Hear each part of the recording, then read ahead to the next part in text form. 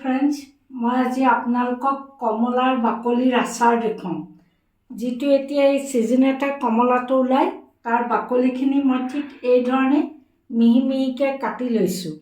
এই কাটি লোৱা বাকলিখিনি মই 2 মিনিটমান গৰম পানীত ভাপত 2 মিনিটৰ কাৰণে তাক হ'বলৈ দিম, বইল হ'বলৈ দিম। তাৰ পাছত এই বাকলিখিনিত প্ৰয়োজন হ'ব মোৰ কালজিৰা, নহৰু, জলকীয়া, নিমখ আৰু মিঠাতেল। এইকেইটা বস্তু দিয়ে মই কমলাৰ বাকলিৰ আচাৰটো আজি প্ৰস্তুত কৰি আপোনালোকক দেখুৱাম। এতিয়া বাকলিখিনি 2 মিনিট মই তাক উতলিবলৈ দিম।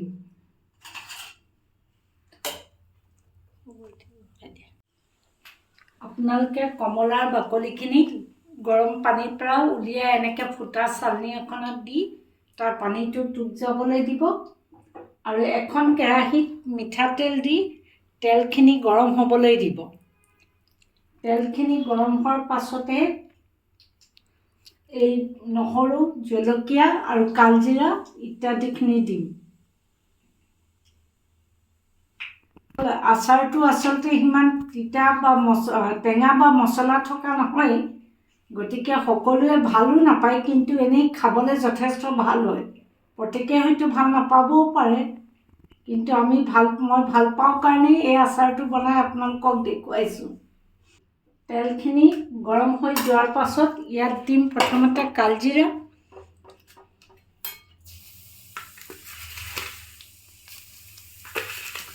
এই বস্তুখিনি দিয়াৰ আগতে মই গেছৰ ফ্লেমটো অফ কৰি লৈছিলোঁ। গেছটো অফ কৰি দিয়েই আপুনি এই বস্তুকেইটা দিব: নহৰু, জলকীয়া আৰু কালজিৰা।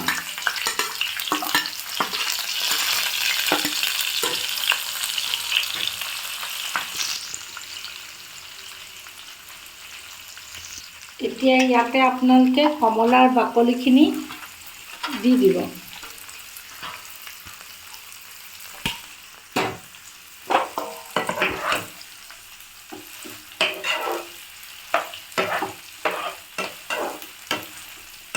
নিমখখিনি পৰিমাণ অনুযায়ী।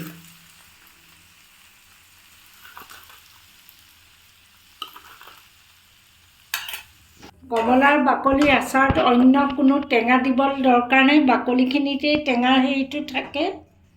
সেইবাবে অকল জ্বলা আৰু কালজিৰা, নহৰু দিয়ে তাক তেলত কৰি ৰাখি দিয়া হ'ল। এতিয়া ঠাণ্ডা হ'লে এটা চিচাৰ বৈয়ামত ঢাকন মাৰি ৰাখি দিব পাৰিব। এই আচাৰটো আপোনালোকে যিমান দিন ৰাখোঁকৈ তেনেকেই ৰাখিব পাৰিব আৰু মাজে মাজে তাক উলিয়াই ৰ'দত দিব অলপ। আপোনালোকৰ কমলাৰ বাকলিৰ আচাৰ। আৰু আপোনালোকে মোৰ এই আচাৰটো বনোৱা পদ্ধতিটো দেখি কেনেকুৱা পালে মোক জনাব। আৰু মোৰ ফেচবুক তস্পিয়া কিটচেন চেনেল ফ'ল' কৰিব। ইউটিউবত থকা চেনেল তস্পিয়া কিটচেন চেনেলটো ছাবস্ক্ৰাইব কৰিব আৰু কমেণ্ট দিব বুলি মই আশা কৰিলোঁ। কাৰণ আপোনালোকক মই বেলেগ বেলেগ ধৰণৰ এটা ৰেচিপি দেখুৱাইছোঁ। আপোনালোকে ভাল পাইছে নে বেয়া পাইছে তাক মোক জনালে মই ভাল পাম। ধন্যবাদ। বহুত লগত কথা